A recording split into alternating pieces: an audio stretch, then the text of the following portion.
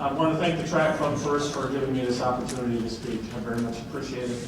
They told me I had 5 minutes, so I'll try to stick to 5 minutes, but you have to know I've ran 12 marathons and I've gone over the Boston qualifying time every time. So I'll keep working on it, but I'll try to get done in 5 minutes. One of my favorite quotes is from a lady by the name of Maria Robinson.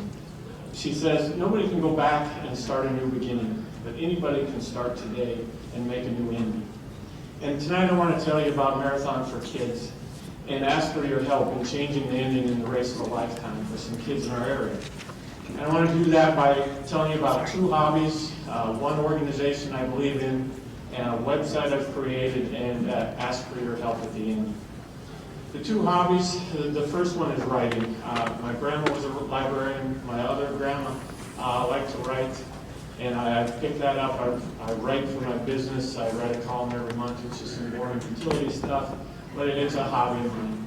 And I run with a few guys, Jim Carpenter, Dean Botter back there. They all ran in high school, and I'm the guy in my group who didn't run in high school.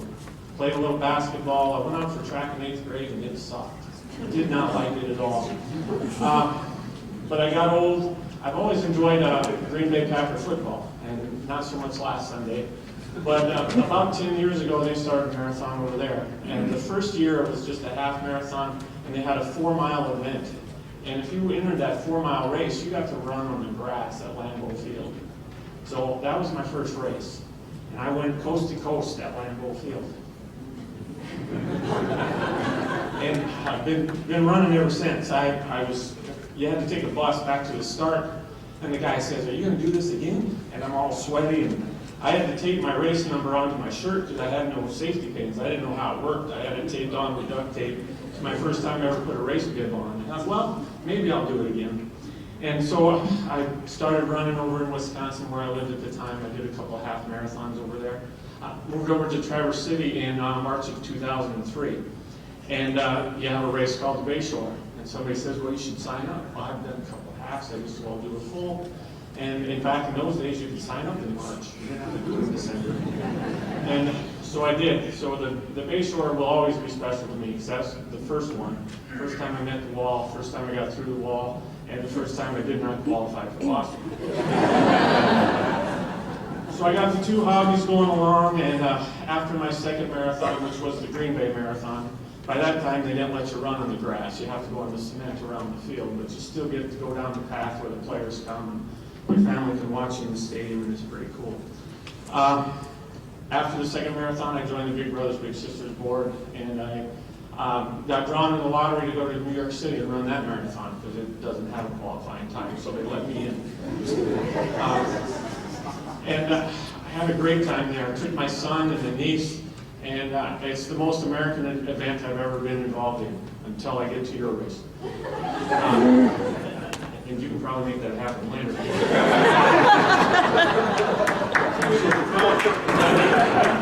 So after New York City, I had such a good time there, and that's when I wrote my first story. I call it an American event. It's the first one I did, and that started the process, and that created the idea of running a marathon in every state. And at that time, I'm on the Big Brothers Big Sisters board, and as many of you know, that's a local youth mentoring organization. It matches adult mentors with kids from typically low-income, single-parent families, and it fills a gap in their life.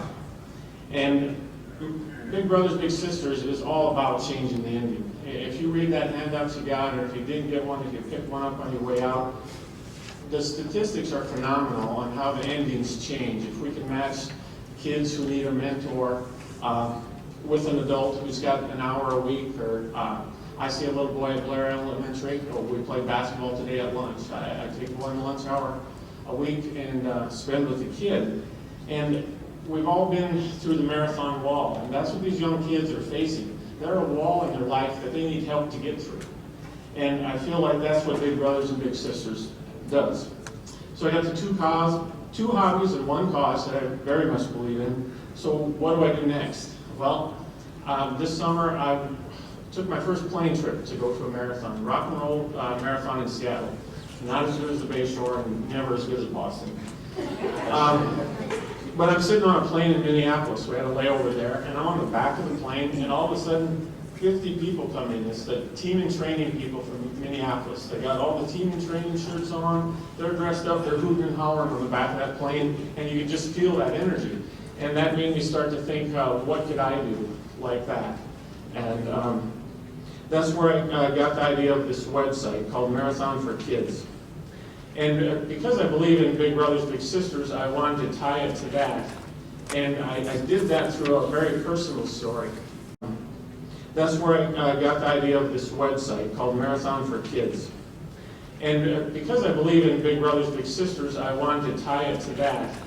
And I did that through a very personal story.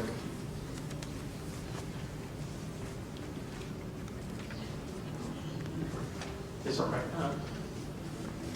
I've not talked about this in public, so just bear with me. But the story, I lost my father. I'm 47 years old. But I lost him when I was 18 months old. I didn't mean to do this, so I apologize. But because of that, I kept that story very private for a long time. There was an accident similar to my father's. It was a drunk driving accident that happened in my hometown 3 years ago. And that's when I first went public with my stories. People knew about it. I grew up in a small town in South Dakota, so they knew about it, but I never laid it down. And 2 fathers lost their lives, 5 kids who were without a father, and the community was a bit torn up. So I took that opportunity to write the community a game plan. This is what you need to do for these kids the rest of their life. And that story is at the website. It's called Alone Together. And if you don't run, well, obviously you run because you're here, but if you know people who don't run, aren't interested in running, that story can help them. If you know a kid who's without a parent, who's in need of a mentor, go to that story. If you don't want to join Big Brothers, Big Sisters, if you want to just help one kid that you know, there's a game plan for how you can do that. The game plan is there for what those kids need. And along with that, that's the cover story on the website. And then on the side is what I like to do for fun, and that's run marathons in every state. I'm up to 12 marathons now. I've written a story about 10 of the marathons.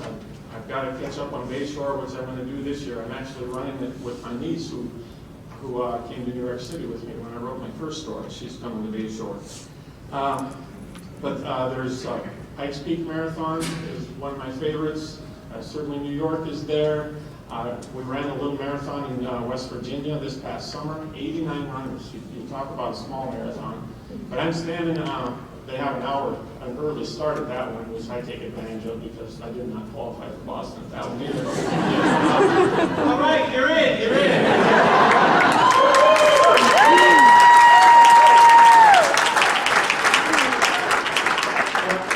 I'm standing under a tree at 6:30 in the morning in West Virginia, and there's a Bayshore shirt.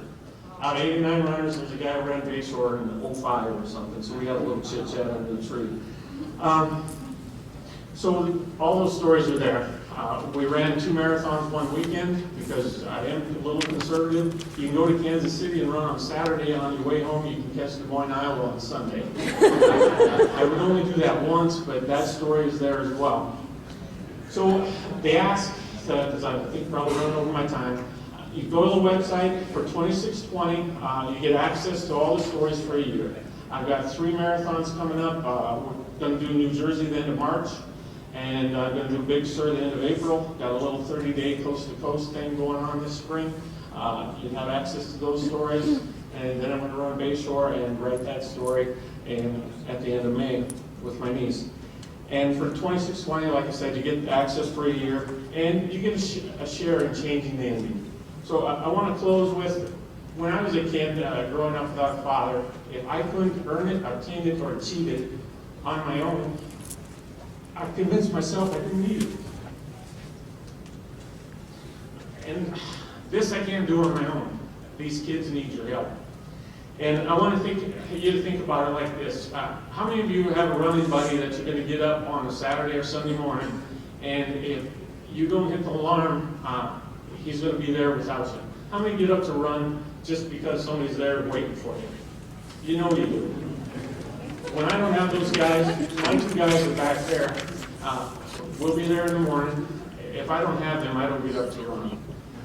Have you ever been in a group of runners and it's a crappy day and the wind is blowing like heck, and so you decide to get in that single line and block the wind for each other?